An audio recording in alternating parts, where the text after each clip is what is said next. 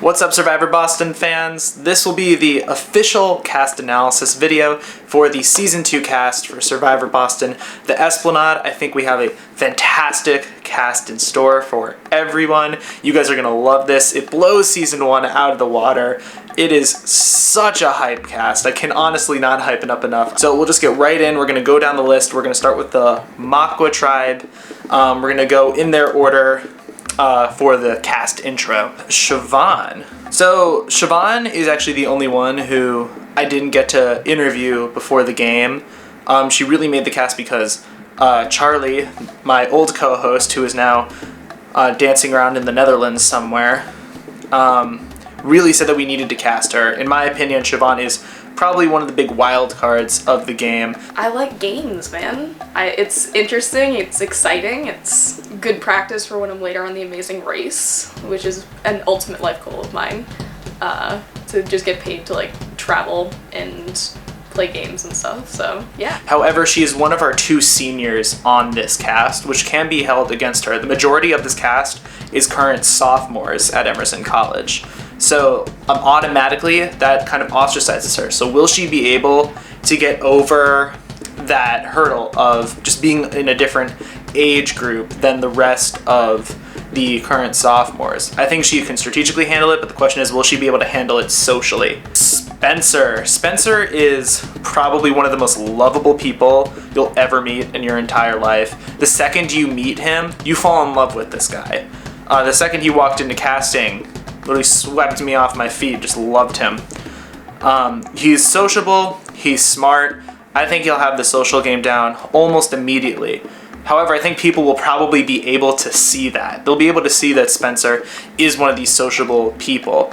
I think he's more than capable of playing the strategic game, more than capable of backstabbing, but will people be able to get over him backstabbing everyone that he sees? I think out of everyone, he would be one of my picks to probably go furthest in the game. I am a person who really focuses on individuals, on characters, on character traits. So I'll be really able to analyze every single person on my team, really analyze their strengths, their weaknesses. Emily Kidd. Emily Kidd is so sweet, so friendly, and overall, I believe that she's here for the experience. She's here to kind of test herself, to see if she's capable of maybe playing a game like Survivor. I'm Emily Kidd. I'm a business of creative enterprise major. So like that means I'm just like studying the creative industries, but I don't know what I want to do. So it could be like publishing or film or something. I'm a sophomore.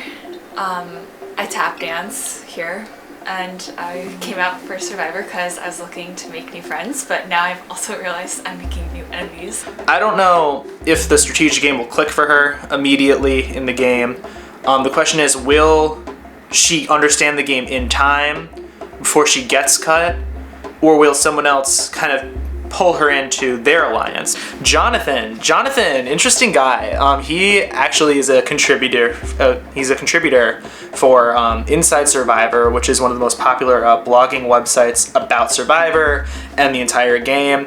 Before this, I actually quoted him multiple times for an essay I wrote about why Michelle is a deserving winner over Aubrey. Controversial, I know. I've been a fan of Survivor since the 17th season. Since then I've gone back and watched a lot of the older seasons, and it's become this very personal experience for me. When I'm at home, I'm watching it with my whole family. I call my grandpa every week, who's been watching since season 1, we talk strategy, and to get the opportunity to actually play this game is just so exciting. If you're writing for Inside Survivor and you know of like the Survivor community, you in general are probably a good strategist, or at least have a decent understanding of the strategic play. The question will be, will he be able to apply the strategy he knows in order to go far in the game? Joe Johnson is a nice guy. He's one of our 2 freshmen in our cast this season. Really likable, seems to get along with almost anyone. If this was like the nicest guy contest, I think he would have a very decent shot at winning this. However, this is Survivor, where you have to backstab, plan ahead, find numbers. So I think it's gonna be really interesting to see how he grows into more of a Survivor player over just the nice guy. You're getting to meet more people at Emerson. And so now I'm like walking around the campus going like, hey, I know this person, they're introducing me to other people.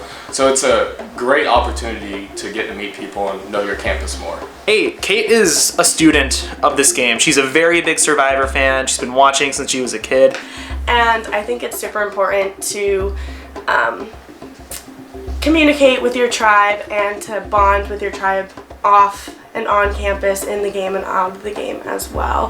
However, she also, similar to Siobhan, is the other senior on this season. So will she fall into that category of just being a little too different to socialize with the rest of her cast? Because the second you get put as that ostracized person, that person on the outs, especially in a college environment, it's really hard for you to kind of assimilate yourself back in and readjust your position. Isabel, there's no real way where I can describe her.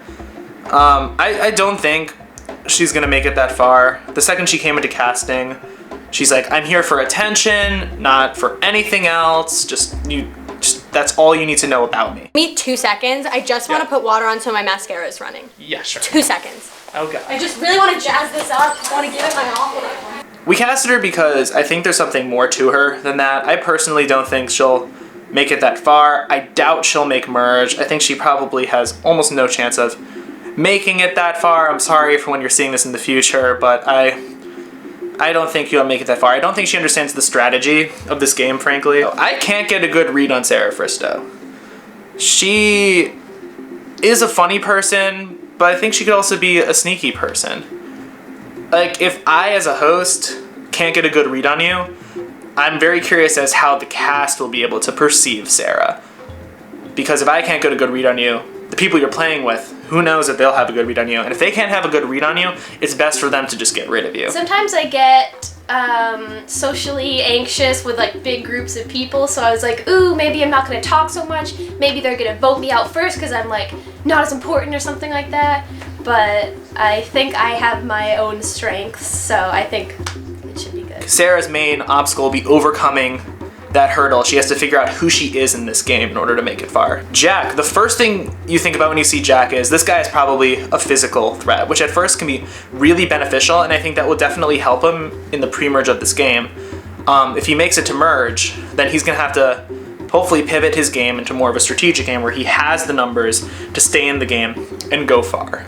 I'm a broadcast journalism major, so I'm on camera a lot. I'm used to kind of that aspect of it, having cameras pointed on you and trying to present, I guess, your best self. So in a game like this, you kind of always sort of have to be on alert. You can't let anything slip, or like other people might take advantage of you. So just being like pretty camera ready, I think, is something I definitely take from my journalism major. I don't know if he'll have the best social game, but as of right now, I think the physical game for someone like him is very important in the pre-merge. That might put a target on his back, so it really does depend on how his social game is for if he'll go far. The second tribe, Hijaki, we'll just dive right on into it. Still going with the order of their intro.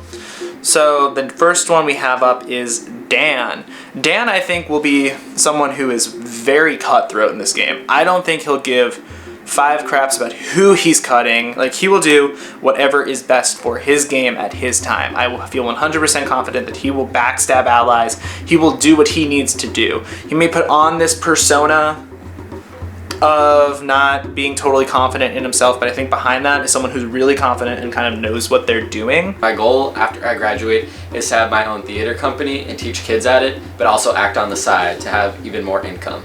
And it's just what I've always wanted to do ever since I was little. I really wanted to act when I was little, but then after talking with my parents, there's not a lot of job security with that. So I think the theater education and performance approach is a good way to keep my acting background, but also have a substantial income and be successful in life. Emily M, very big Survivor fan, and she's not afraid to show that she is a Survivor fan, which in this game will probably hurt her. I think that she has a very big, outgoing personality. She's a leadership major, which is really freaking cool.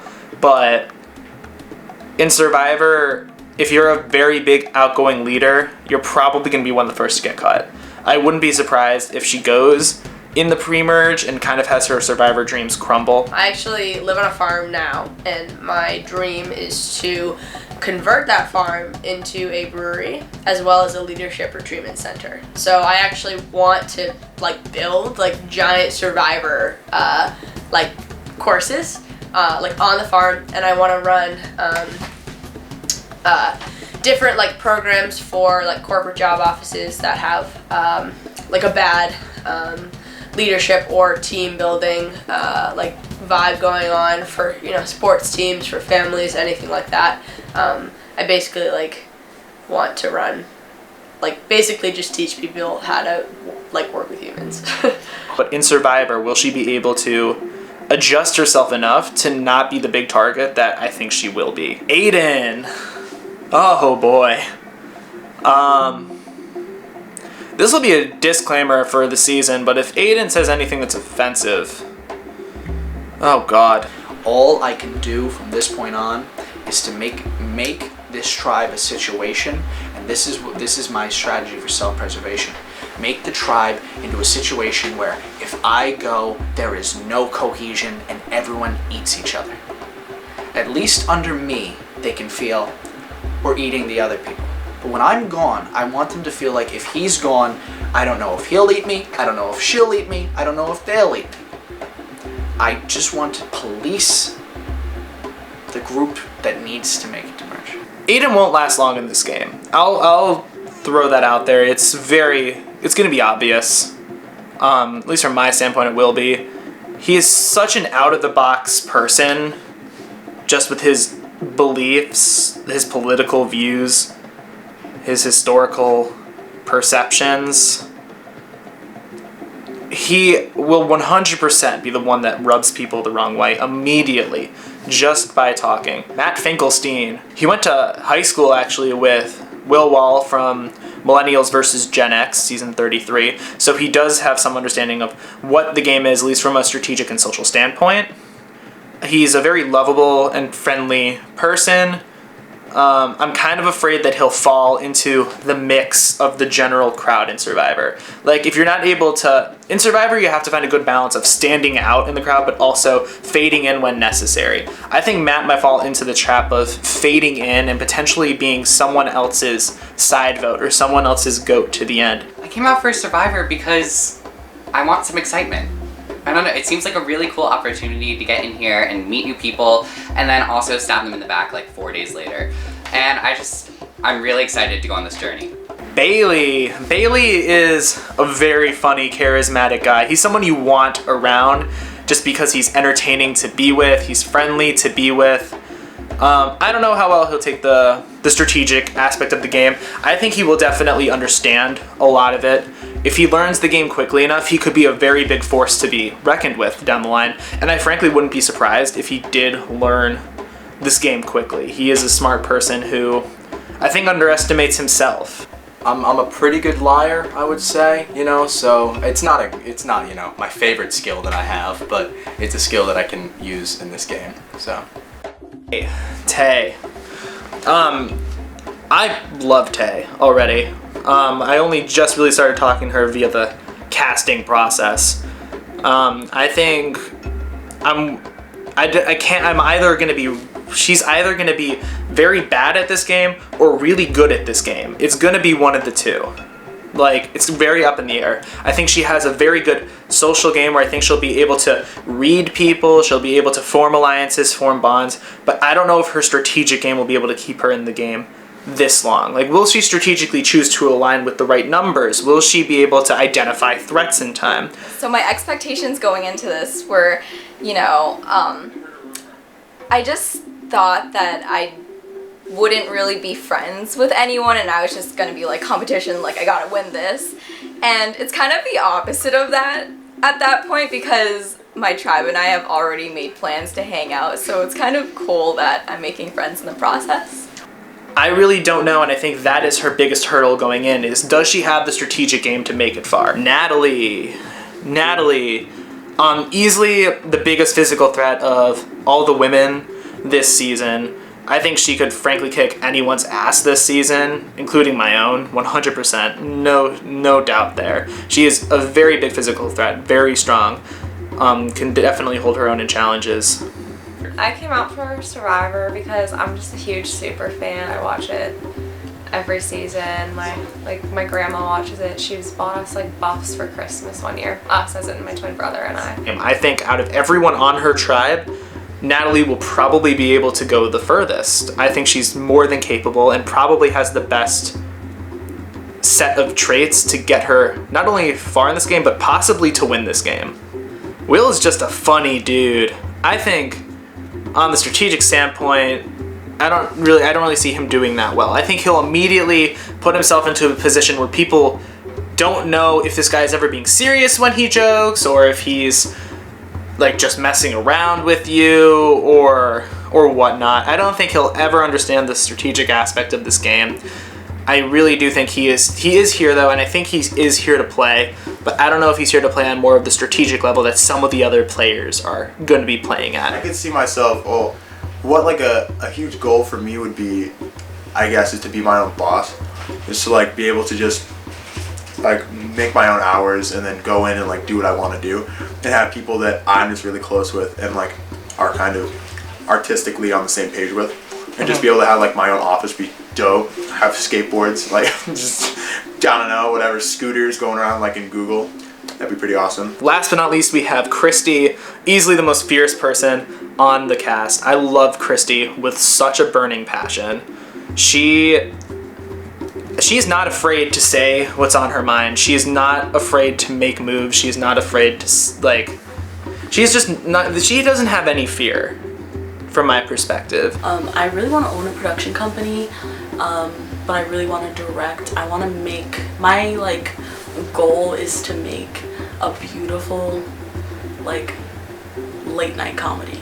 So like American Pie, but with like amazing cinematography. In Survivor is a good thing to not have fears of making that big move or of calling somebody out on their bull, but it depends what position you're in. I think she'll be able to find herself in hopefully a good position right off the bat if she finds herself talking to the right people. So that was my cast analysis for Survivor Boston, the Esplanade.